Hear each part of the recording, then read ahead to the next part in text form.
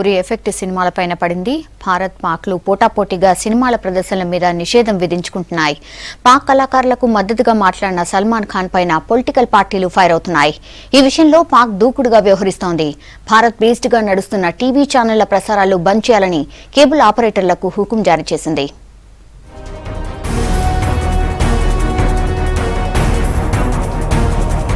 పాక్ నటులు టెక్నీషియన్లను భారత్లోకి అనుమతించవద్దంటూ Indian motion pictures association ఇప్పటికే నిర్ణయం తీసుకుంది. దీనిపై సల్మాన్ అభ్యంతరం చెప్పడంపై విమర్శలు వెల్లువెత్తుతున్నాయి. బీజేపీ, శివసేన, ఎంఎన్ఎస్ నేతలు సల్మాన్ పై ఫైర్ అయ్యారు. ఆయనకు పాక్ కళాకారులపై అంత ప్రేమ ఉంటే అక్కడికే వెళ్లిపోవాలని సూచించారు. పాక్ నటులకు మద్దతిస్తే సల్మాన్ ఖాన్ సినిమాలు కూడా ఆడనివ్వబోమని హెచ్చరించారు. సల్మాన్ ఖాన్ అసలు బాలీవుడ్ అసలు त्याला श्रद्धांजली वाहिली आहे. याला काही नाही, यांचा धंदा आहे. तो पाकिस्तानची टेरिटरी हा त्यांचा धंदा आहे. याच्यासाठी हे सगळ्या गोष्टी सुरू आहेत. तर सलमान खानला वाटलं त्या बजरंगी भाईजानमध्ये त्या पोरीला पाकिस्तानात सोडतो ना, तर खरंच पाकिस्तानात सोडलं. But I think he needs to be taught a lesson. When several Jawans are losing their life all these years, even there have been war-like situation between Pakistan and India, and I think this is a very insensitive statement that he has made. I think that if he has so much love for Pakistan and Pakistani artists, I think he should go and perform there, or rather migrate to Pakistan. Salman Khan comments ను నిరసిస్తూ BJP, Shiv Sena నేతలు ఆందోళన చేశారు. సల్మాన్ ఖాన్ ఫోటోలు, దిష్టి బొమ్మలు దహనం చేశారు.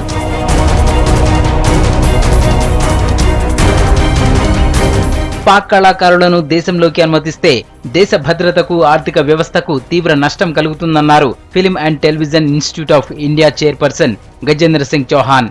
మన దగ్గర డబ్బు సంపాదించి సొంత దేశంలో ఖర్చు పెడుతున్న వారిని ఎందుకు అనుమతించాలన్నారు. लेकिन मेरा जो है भारतीय सरकार से भी ये निवेदन है कि इस वक्त पाकिस्तानी कलाकारों को जो है परमिशंस ना दी जाए कि वो यहाँ के काम करें, क्योंकि कोई भी जब कलाकार बाहर से आता है, किस नियत से आता है, हमारी सिक्योरिटी को थ्रेट होता है, देश की इकोनॉमी को थ्रेट होता है. वो यहाँ के पैसा कमाते हैं, वो पैसा वो अपने देश में ले जाते हैं और वहां जाके वो पाकिस्तान के फेवर की बात करते हैं. దేశంతోనే సత్సంబంధాలు లేనప్పుడు పాక్ కళాకారులతో, ప్రజలతో సత్సంబంధాలు ఎలా ఉంటాయని ప్రశ్నించారు కేంద్ర మంత్రి గిరిరాజ్ సింగ్. సరిహద్దులో విధ్వంసం సృష్టిస్తున్న పాకిస్తాన్ కు చెందిన కళాకారులను దేశంలోకి ఎలా అనుమతిస్తామన్నారు. क्यों जब भारत के रिश्ते अच्छे ना हो तो वहां के कलाकारों से कौन सा रिश्ता? क्योंकि जब मेरे रिश्ते ही अच्छा ना हो, इसीलिए जी न्यूज ने पहल की थी. और मैं कहता हूं कि जो भारत में जिसे रहना है, जो भारत का खाएगा वो भारत का ही गाना पड़ेगा.